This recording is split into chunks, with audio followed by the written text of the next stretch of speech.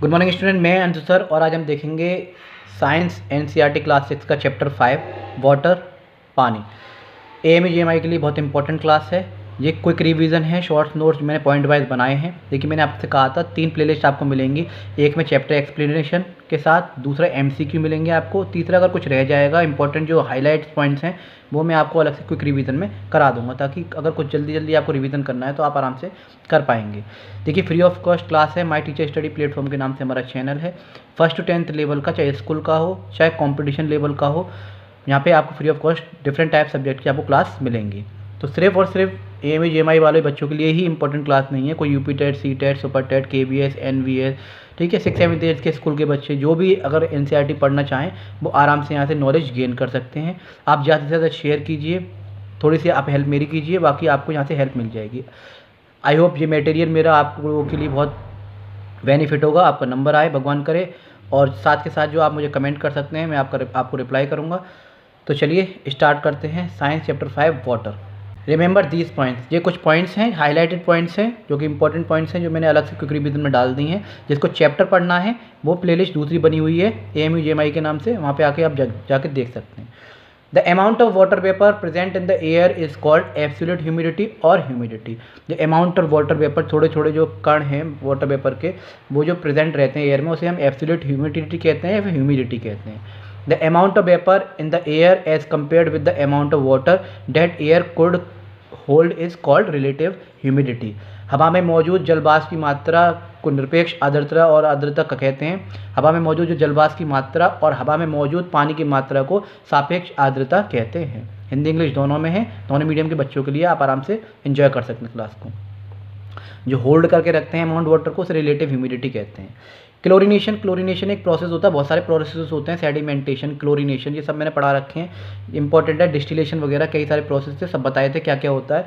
Chlorination एक ऐसा process है जिसमें हम पानी में क्लोरीन डाल देते हैं, जिससे कि उसमें जम्स जो होते हैं वो किल हो जाते हैं। सॉल्युबल इम्प्योरिटीज़ वो होती हैं जो कि पानी में घुल जाती हैं, ऐसे सॉल्वेंट होते हैं जो कि पानी में घुल जाते हैं।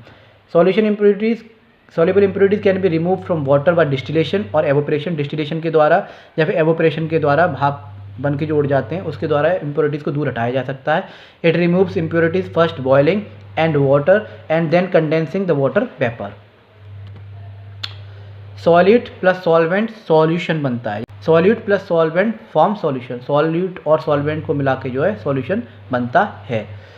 The solute is the substance that get dissolved and the solvent is the substance in which the solute is added। जैसे कि मान लीजिए सॉल्वेंट वो सब्सटेंस है, नमक लिया आपने, नमक हो गया सॉल्वेंट, सॉल्यूट हो गया पानी, नमक हमने डाला पानी में तो एक सॉल्यूशन मिल जाएगा मिक्सचर बन के। तो इस तरह से सॉल्यूट और सॉल्वेंट को मिला के एक सॉल्यूशन मिलता है जो कि मिल जाता है उसमें। Water vapour are form when the water is boiled. Water vapour तब बनते हैं जब पानी उगलना शुरू करता है। इसके अलावा सॉलिड प्लस सॉल्वेंट का एक और एग्जांपल है, पानी में आप जो चीनी को घोल के देखिए तो एक मिक्सचर तैयार होगा, सॉल्यूशन आपको मिल जाएगा। Ocean water is a complex solution of mineral salts and decade biological matter, that's why it is salty and it taste. समुद्र का पानी खनिज लवणों और सड़े हुए जैविक पदार्थों का एक जटिल घोल है, इसलिए उसका स्वाद जो नमकीन होता है। अ tap is a man made source of water. Tap जो है, जो टंकी जो होती है हमारे घर में, ठीक है, वो मैन मेड सोर्स है वाटर का, पानी लेने का। अदर मैन मेड सोर्सेज बहुत सारे भी हैं, जैसे कि डैम्स हमने बनाए हैं, वेल्स हैं, कुएँ, इरीगेशन है, कैनल्स और पाइप्स वगैरह हैं, वाटर टावर्स वगैरह है, ये सारी बहुत सारी चीज़ें हैं, ये सोर्स है किसका, वाटर का, जो कि मैन मेड द्वारा बनाए गए हैं। The part of the earth which contains water is called hydrosphere. Earth पे इतना ही पानी है, ठीक है, जो कंटेन करता है उसे हम हाइड्रोस्फीयर कहते हैं। Hydrosphere includes water that is on the surface of the planet, underground हो या फिर एयर में जो भी प्रेजेंट है।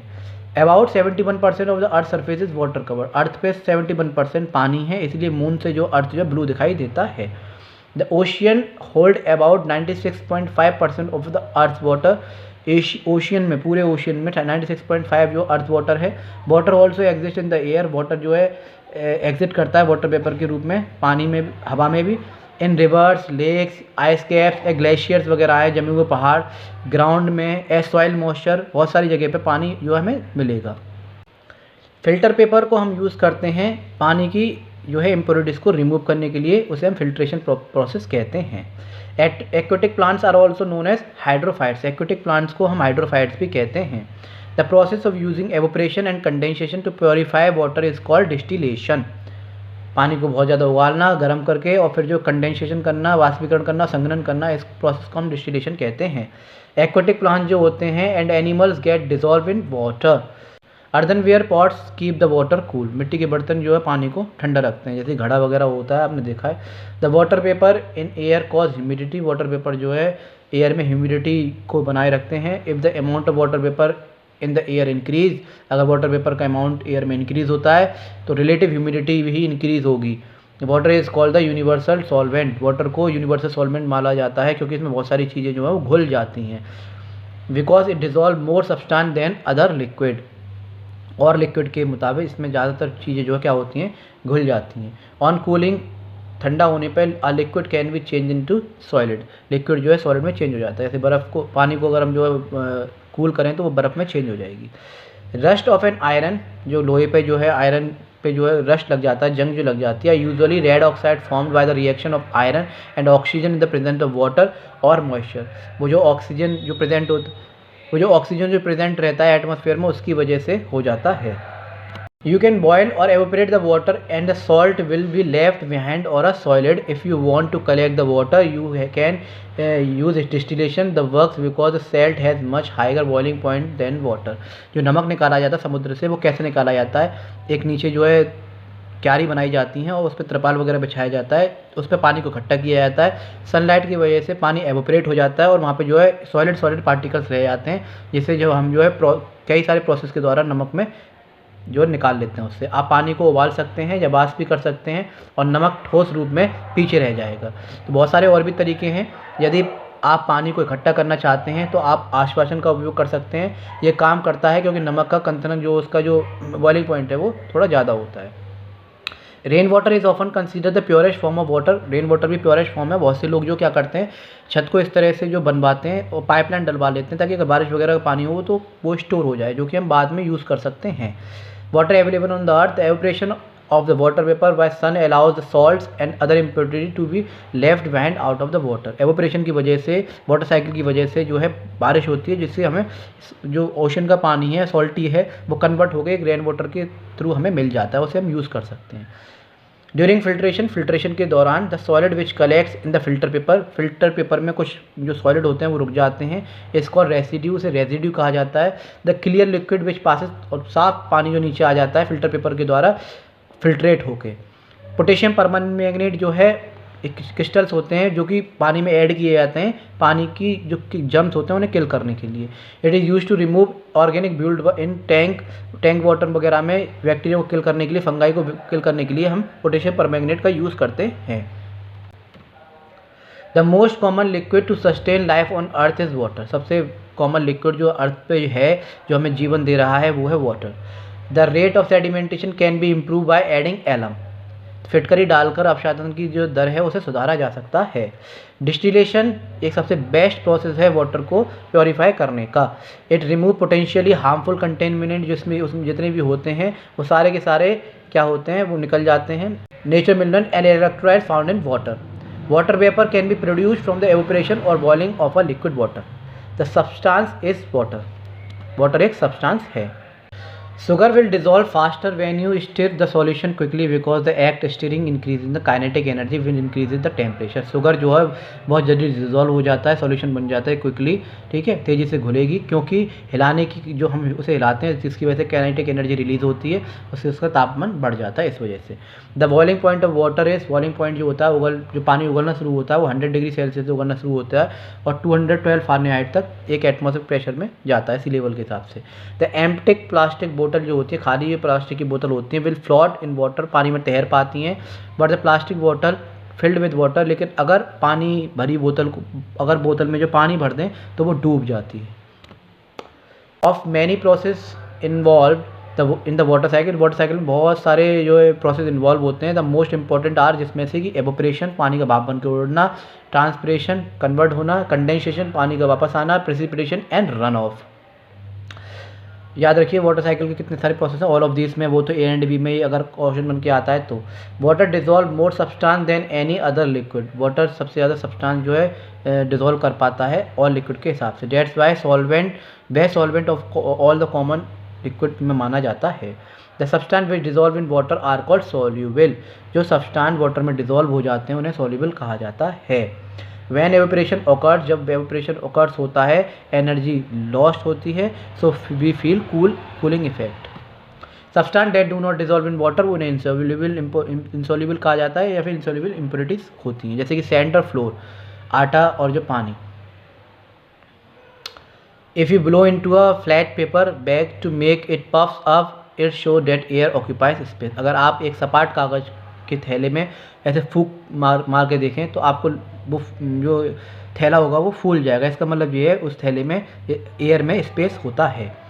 एयर में दो तीन चीज़ें मैंने बताई थी प्रॉपर्टी में, एयर में स्पेस होता है, एयर में वेट होता है, एयर के बिना जो है फायर बर्न नहीं कर सकती, ये सारी चीज़ें मैंने आपको बताई थी, याद रखिएगा। As the air enter the flat paper bag from your lungs, it जो ही मैंने अभी बताया एक्सपेंड हो जाएगा, वही चीज़ है। Object appear to weight less in water, this is due to वायन force, the वायन force is the upward force, वायन force एक अपवर्ड फोर्स है जिसकी वजह से ऑब्जेक्ट जो है ऊपर तैर पाते हैं। Liquid acting an object placed in it, if the buoyant force is less than the object, अगर बायन फोर्स जो है उस ऑब्जेक्ट के वेट से कम है तो वो डूब जाएंगे। If the buoyant force is less than the object weight, the object will sink, ठीक है, अगर उससे कम है ऑब्जेक्ट से तो वो सिंक कर जाएगा, डूब जाएगा। If the buoyant force is greater than the object, और अगर ऑब्जेक्ट से ज़्यादा है उसका वेट जो है तो object will rise to the surface and float, वो तैर सकता है, हिंदी में भी दे रखा है। Water of oceans and seas is salty, oceans और सीज का जो पानी है वो सॉल्टी है। Seas salinity is the mainly caused by rain washing minerals ion from the land into the water. Distilled water contains pure water, distilled water pure water होता है जिसमें मिनरल्स नहीं होते। These floods cause extensive damage to crops, domestic animal property and human life। कुछ अगर पानी का संतुलन बिगड़ता है जिसकी वजह से बाढ़ आती है तो ये सारे नुकसान हमें देखने को मिलते हैं। Clouds are made up of water और ice in the air. Change of water into vapour is a physical change, ये फिजिकल चेंज है। Because no bonds were broken, इसमें कोई बॉन्ड्स ब्रेक नहीं होते, and no bonds were formed, ना ही कोई बॉन्ड्स बनते हैं। You start with the water molecules and you end with the water molecules, important है, ध्यान रखिएगा ये चीज़। Salt and water is both a solution and a mixture, salt और वाटर जो है दोनों ही सॉल्यूशन है, एक तरह के मिक्सचर हैं। It is dissolved in water which is the solvent, and the solid is homogeneous distributed in the solvent, therefore it is a solution. It is also a mixture because the component can be separated by mechanical means of distillation. The upward push to the water, जो ऊपर की तरफ force लगता है water से किसी भी object पे, उस जिसकी वजह से वो फ्लोट कर पाते हैं, तैर पाते हैं, उसे हम बायन फोर्स कहते हैं। वो डिपेंड करता है ऑब्जेक्ट पे कि किस तरह से वो डिप्लेस कर रहा है वाटर को। The seas water fall of the earth due to the force of gravitation. In our body the percentage of water, हमारी बॉडी में 70% वाटर हमारा रहता है। द परसेंटेज में भी वेरी, एज के हिसाब से वो कम भी हो सकता है, बढ़ भी सकता है, एज के हिसाब से वो कम बढ़ती हो जाता है। The weight of an object is water is called apparent wait, पानी में किसी भी वस्तु के भार का प्रत्यक्ष भार कहते हैं। The weight of the object in water is less than the weight object in the air, it is due to the buoyant force acting on an object. पानी में वस्तु का भार हवा में उस वस्तु के भार से कम होता है। जो एयर में जब कोई भी ऑब्जेक्ट होता है वो उसका एक्चुअल वेट होता है, ठीक है, और जो उसके बायन फोर्स पे भी डिपेंड करता है। All of the given material have laser density than water, ज़्यादातर जो है मटेरियल जो होते हैं उसकी लेसर डेंसिटी होती है वाटर से। So an equal volume of दो substance will weight less than water. The air around has weight, air में वेट होता है, and it pressures against everything it touches. The pressure is called atmospheric pressure और air pressure. It is the force exerted on a surface by air above it, gravity pulls it to earth। आपके आसपास की हवा में वजन होता है और ये जिस चीज़ को छूती है उस पर दबाव डालती है। जैसे मैंने एक बैलून का शॉट बनाया था, तो एटमॉस्फेरिक प्रेशर हर चीज़ पर लगता है, आप उसे देखिएगा, आपको पता चल जाएगा। आयरन रस्ट, आयरन पे जंग लगती है, वो ऑक्सीजन और वाटर के कॉन्टैक्ट में आने से लगती है। तो ये था आपका quick revision, points by short notes थे। जो भी अगर कुछ इसमें रह गया हो तो वो एमसीक्यू में आपको मिल जाएगा। बाकी सब चैप्टर मैंने डीपली पढ़ा है, एक्सप्लेनेशन के साथ पढ़िए, ठीक है। कुछ चीज़ आपसे रिटर्न में पूछी जाएंगी, कुछ चीज़ जो है आपके इंटरव्यू में आती हैं। बाकी जब आप 6 क्लास में आएंगे तो बाकी सब चीज़ फिर दोबारा पढ़ने को आपको मिलेंगी, तो आप वहाँ से नॉलेज ले सकते हैं। यही सब चीज़ आपको क्लास 6 में पढ़ने को मिलेंगी। तो मैं Anshul sir, my teacher study platform के नाम से हमारा चैनल है। आप लाइक कीजिए, शेयर कीजिए, सब्सक्राइब कीजिए, कमेंट कीजिए। मैं अंशुल सर फिर मिलता हूँ आपको नई वीडियो के साथ, नए कंसेप्ट के साथ। जब तक के लिए जय हिंद, जय भारत।